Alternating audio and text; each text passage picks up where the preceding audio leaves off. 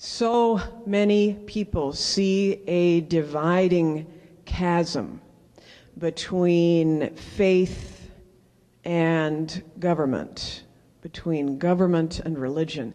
And let me be clear, we do respect and honor the constitutional separation of church and state.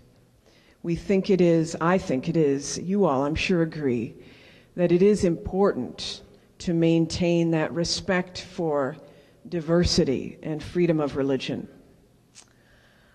But we also need to enlist every soldier in our mutual army of service in the war against poverty, against hunger, in the war against division and apathy.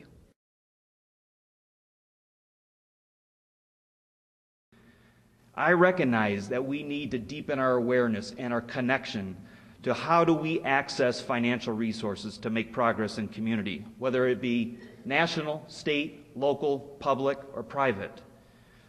But if we leave here and all we've left with is a better working knowledge of how to access resources, I think we're leaving the other half of the equation on the table. That is, how do we as leaders of organizations bridge a stronger way of addressing the social issues that we face day in and day out? Our silos are preventing progress. We have in this country an immense capacity for special interest. We have a strong capacity for institutional interest. We believe, though, there has to be a place, there has to be a table in our communities where we have collective interest, where we have room to say, what is it together that we can do better than alone? Think about it like a pipeline. On one end are the resources, whether they be state resources, government, national foundation, the dollars that make work possible in our neighborhoods.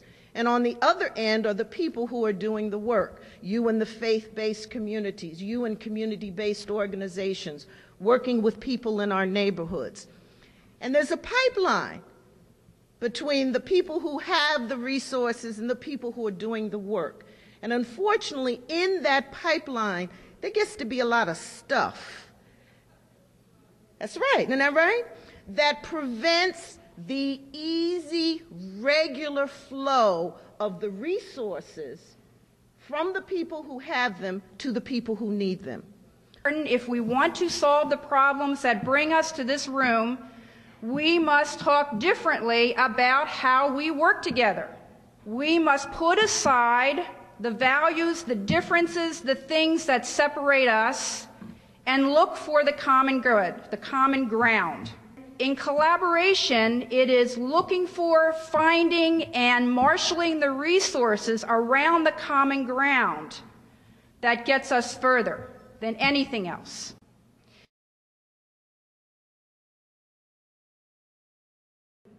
It's true, I had the privilege to live in the home for people with AIDS that Mother Teresa opened in Washington. I worked in it for 3 years, starting when she first opened it in '86, but I lived there in '90. A lot of the people there in that home that had been addicts and prostitutes living on the street.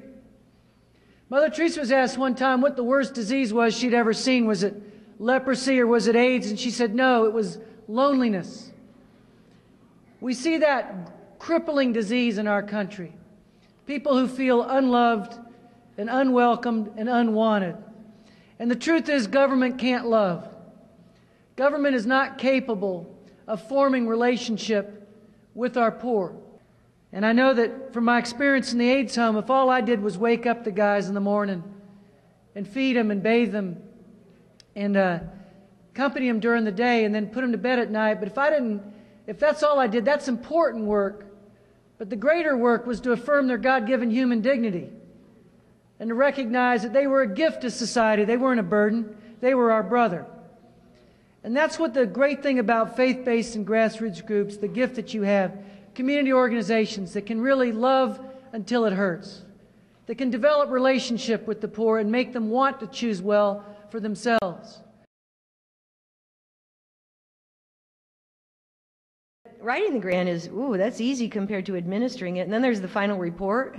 Did you know you're supposed to save your receipts? I didn't. Well, actually, we got them all back. But, you know, there's a million things like this that you don't know. We received 99 participants coming into the program.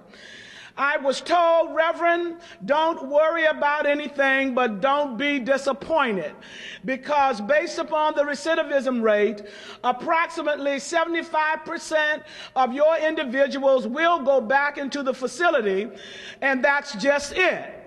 To date, we have 78 participants in the program after 2.5 years of service.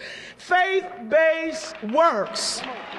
Do it with dignity, do it with accountability, do it with class, and do it knowing who is the provider of our faith.